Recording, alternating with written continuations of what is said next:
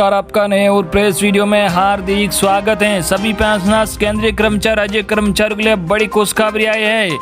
जी हां, डीए में बढ़ोतरी के ऐलान को लेकर बड़ी खबर आ चुकी है। जी हां, सैलरी व पेंशन में जबरदस्त बढ़ोतरी पर बड़ी खबर आ चुकी है, जिसकी पूरी जानकारी आपको सबसे पहले इस वीडियो में देखने को मिलेगी। साथ ही कर्मचारी व पेंशनर से जुड़ी अन्य भी 4 बड़ी खबरें हैं, वो भी इस वीडियो में देखने को मिलेगी।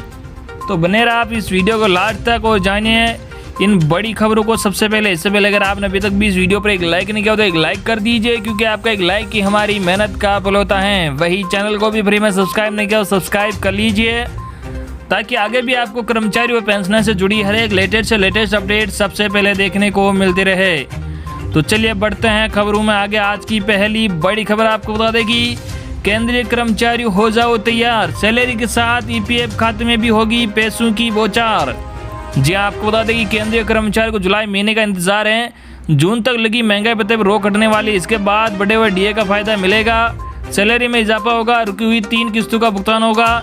इस भुगतान के साथ ही कर्मचारी को प्रोविडेंट फंड कंट्रीब्यूशन भी बढ़ जाएगा। मतलब सैलरी बढ़ने के साथ साथ ईपीएफ खाते में ज़्यादा पैसा जमा होगा। इसका फायदा उन्हें रिटायरमेंट का वक्त मिलेगा। जुलाई से ईपीएफ का कंट्रीब्यूशन बढ़ जाएगा। इससे केंद्रीय कर्मचारी के पास रिटायरमेंट के वक्त बड़ा कोपर्स होगा।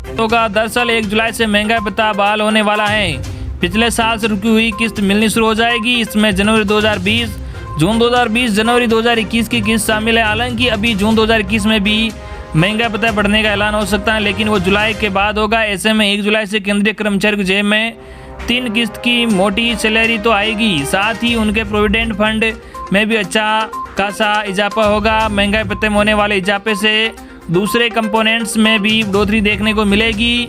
इसमें प्रोविडेंट फंड और ग्रेच्युटी शामिल है। बढ़ जाएगा ईपीएफ में जमा होने वाला कंट्रीब्यूशन। जी आपको बता दें कि केंद्रीय कर्मचारी सैलरी से कटने वाले प्रोविडेंट फंड और ग्रेच्युटी की गणना बेसिक प्लस महंगाई भत्ते से होती हैं। जुलाई में कर्मचारियों के डीए में 11% का इजाफा होगा। जब बेसिक और महंगाई भत्ता बढ़ेगा तो उस पर कटने वाला 12% पीएफ भी ज़्यादा होगा। सीधे तौर पर पीएफ खाते में ज़्यादा पैसा जमा होगा। डीए फिलहाल 17% है, जो बढ़कर 28% होने वाला है। ऐसे में पीएफ का अंशदान भी बढ़ जाएगा। महंगाई भत्ता बढ़ने का असर ट्रेवल अलाउंस पर भी पड़ेगा। कर्मचारियों के साथ पेंशनर्स को भी मिलेगा फायदा। जी आपको बता दें कि केंद्रीय कर्मचारी के लाभ पेंशनर्स के डीएनएस रिलीफ डीआर में भी बढ़ोतरी का फायदा मिलेगा।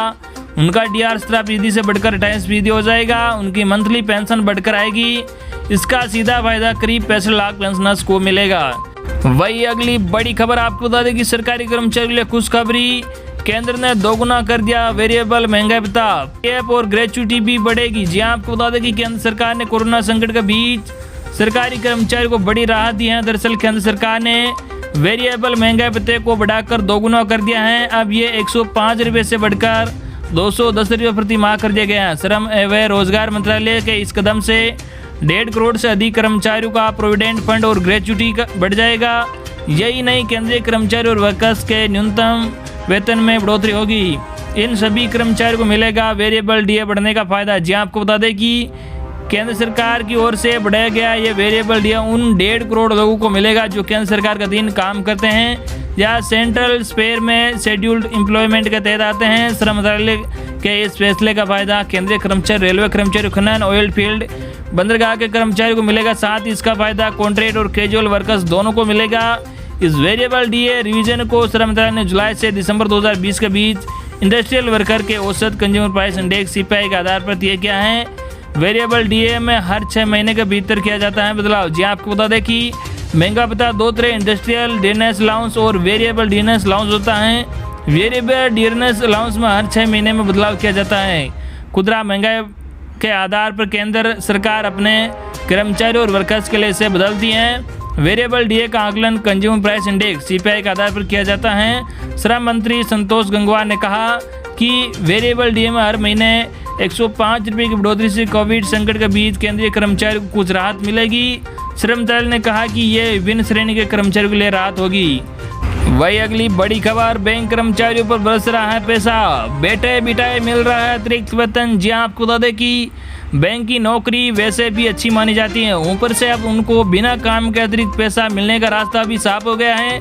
इसके चलते आजकल ज़्यादातर बैंक अपने कर्मचारियों को बिना काम के ही 15 दिन तक का अतिरिक्त वेतन दे रहे हैं। आइए जानते हैं कि इन बैंक कर्मचारियों को बिना काम के ये वेतन क्यों दिया जा रहा है। इस तरह का अतिरिक्त वेतन केनरा बैंक और बैंक ऑफ महाराष्ट्र तो अपने कर्मचारियों को दे चुका है। वह स्टेट बैंक अपने लाखों कर्मचारियों को जल्द ही अतिरिक्त वेतन दे सकता है।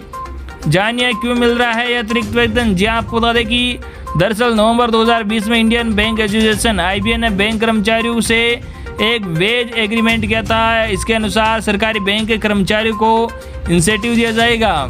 यह इंसेंटिव तब मिलेगा जब बैंक का सालाना मुनाफा बढ़ेगा, ऑपरेटिंग प्रॉफिट में ग्रोथ हो रहेगी।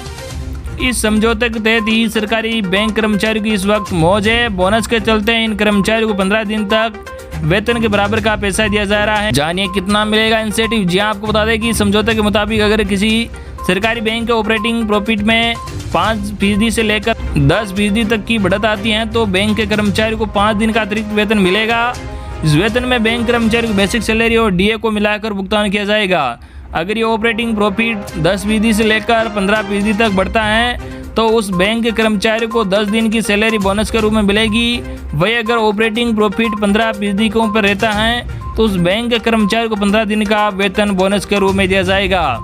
SBI कर्मचारी को मिल सकता है अतिरिक्त बोनस। जी आपको बता दें कि SBI के जारी वित्तीय परिणाम के अनुसार चालू वित्त वर्ष की चौथी तिमाही में बैंक का स्टैंड अलोन प्रॉफिट 80% से ज़्यादा बढ़कर 6,450 करोड़ रुपए के स्तर पर आ गया है। में SBI मुनाफे का एक हिस्सा कर्मचारियों को दे सकता है। जानकारों के अनुसार SBI के कर्मचारियों को इंसेंटिव के रूप में 15 दिन का वेतन मिल सकता है।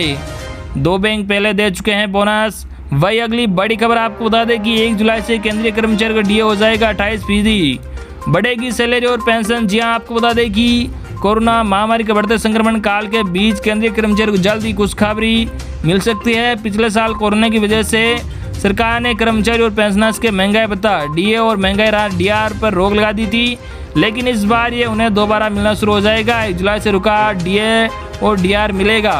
लाखों केंद्रीय कर्मचारी और पेंशनर्स के खातों में जल्द ही बढ़ी हुई सैलरी और पेंशन आना शुरू हो जाएगी।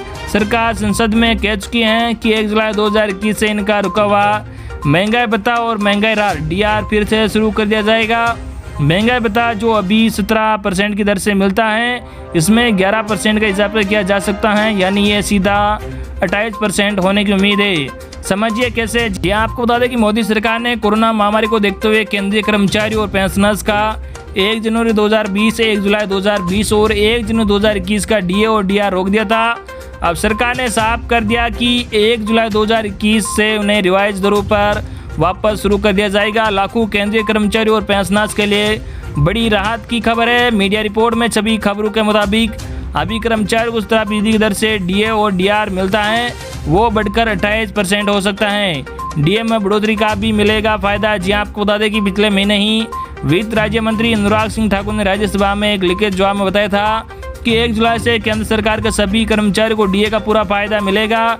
उन्हें जनवरी से जून 2021 तक के लिए फ्रीज किए गए DA के साथ इसमें हुई बढ़ोतरी का भी लाभ मिलेगा।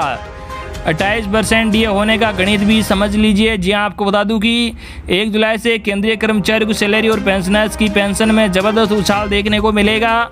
मीडिया रिपोर्ट में छपी खबर के मुताबिक AICPI all India consumer price index के ताज़ा आंकड़ों में बताया गया है कि जनवरी से जून 2021 की अवधि के लिए कम से कम 4% DA और DR में बढ़ोतरी का अनुमान है। ऐसी उम्मीद की जा सकती है कि जनवरी से जून 2020 के लिए 3% DA और जुलाई से दिसंबर 2020 के लिए घोषित 4% DA को भी केंद्रीय कर्मचारी को मौजूदा DA में जोड़ दिया जाएगा, जो कि अभी 17% है। यानी कुल DA होगा 17 + 4 + 3 + 4 यानी कुल 28% DA हो जाएगा। तो ये थी आज की सबसे लेटेस्ट और